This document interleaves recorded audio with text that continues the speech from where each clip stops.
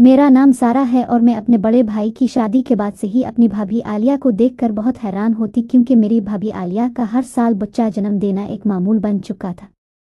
हमारे खानदान में हर कोई इस बात का आदी हो चुका था कि हर साल भाभी जब भी हमला होती वो सरकारी अस्पताल में जाती और वापसी पर न सिर्फ सेहतमंद बच्चा बल्कि अपने साथ ढेर सारे पैसे भी लेकर आती। ये बात सबके लिए हैरान कुन थी, खास तौर पर मेरे लिए। भाभी हमेशा कहती थी कि डॉक्टर हामला औरतों से बच्चा जन्म देने के बाद एक चीज़ लेते हैं और उसके बदले में लाखों रुपए देते हैं। जब मैंने पहली बार ये सुना तो मेरे दिल में बेशुमार सवालात पैदा हुए।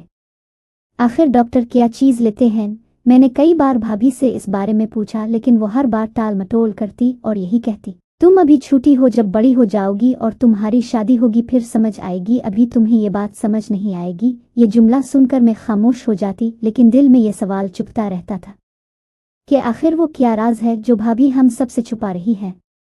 मेरे अंदर एक तजस्सुस पैदा होने लगा और मैं सोचती कि जब मेरी शादी होगी और मैं खुद इस मरहले से गुजरूंगी तब शायद मैं इस राज से पर्दा उठा सकूंगी। कुछ बरस बाद मेरी शादी मेरे कजिन हसन से हो गई। वो बहुत शरीफ, नेक और ख्याल रखने वाला इंसान था। शादी के बाद जिंदगी का एक नया बाब शुरू हुआ और जल्द ही मैं हामला हो गई।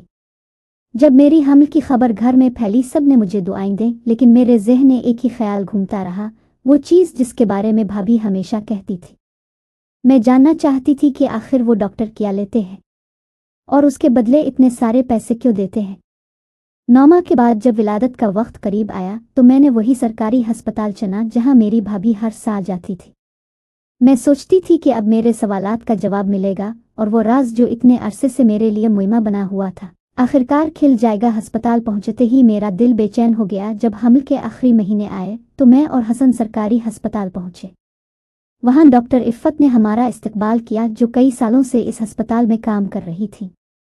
मेरे दिल में एक अजीब सा खौफ और तजस्सुस था कि आखिर वो चीज़ क्या है जो डॉक्टर हर साल हमला औरतों से लेते हैं। मैंने ऑपरेशन थिएटर में जाने से पहले अपनी भाभी की बातों को याद किया और दिल में तय किया कि मैं हर बात पर नज़र रखूंगी ताकि पता चल सके कि डॉक्टर क्या करते हैं। जब मुझे दर्द शुरू हुआ और मैं ऑपरेशन थिएटर में दाखिल हुई तो सब कुछ आम सा लग रहा था।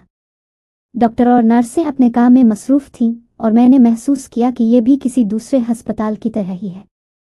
लेकिन जैसे ही बच्चे की पैदाइश का लम्हा आया, एक अजीब सी खामोशी छा गई। मेरे दिल की धड़कन तेज हो गई थी और मेरी आंखों के सामने अंधेरा छाने लगा था, लेकिन मैं होश व हवास में थी। इस वक्त मेरे होश उड़ गए जब बच्चे की पैदाइश के बाद डॉक्टर इफ़्फ़त मेरे करीब आई और आहिस्तगी से मुझसे एक चीज़ तलब की। डॉक्टर ने झक कर कहा, हम अब से वही चीज़ मांगते हैं जो हम हर औरत से मांगते हैं और उसके बदले में लाखों रुपए देते हैं। मैंने घबरा कर उनकी तरफ देखा और पूछा, आखिर वो क्या चीज़ है? डॉक्टर ने अपनी आंखों में एक अजीब चमक के साथ कहा, हमें आपकी मर्जी चाहिए।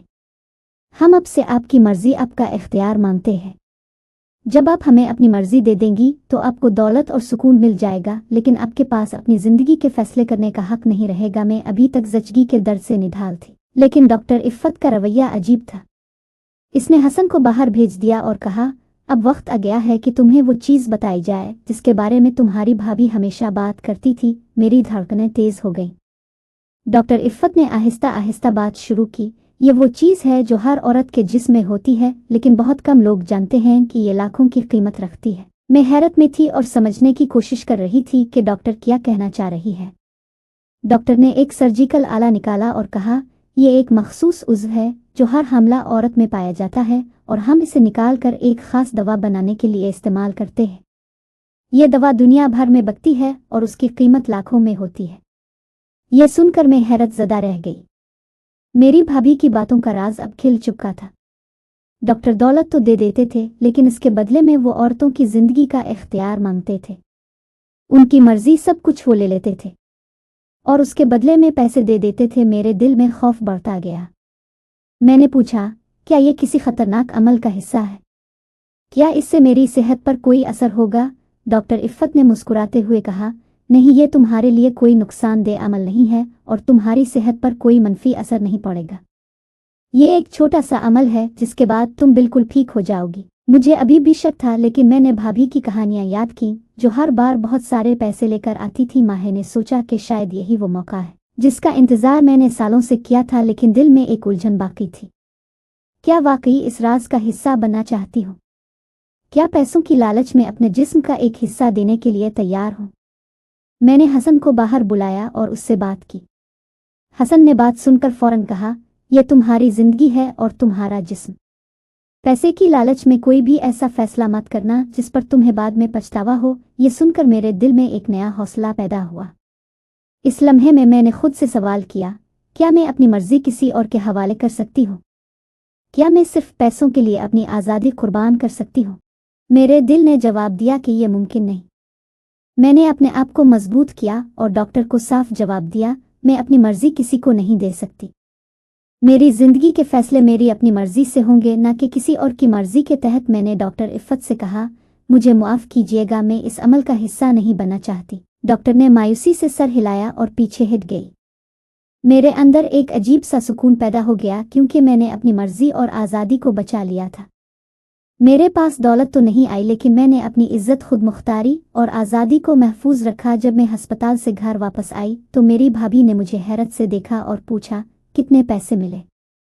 मैंने मुस्कुराते हुए कहा, पैसे तो नहीं मिले, लेकिन मैंने अपनी मर्जी बचा ली। इस लम्हे मेरी भाभी खामोश हो गई और मैंने उनकी आंखों में एक अजीब सी उदासी देखी।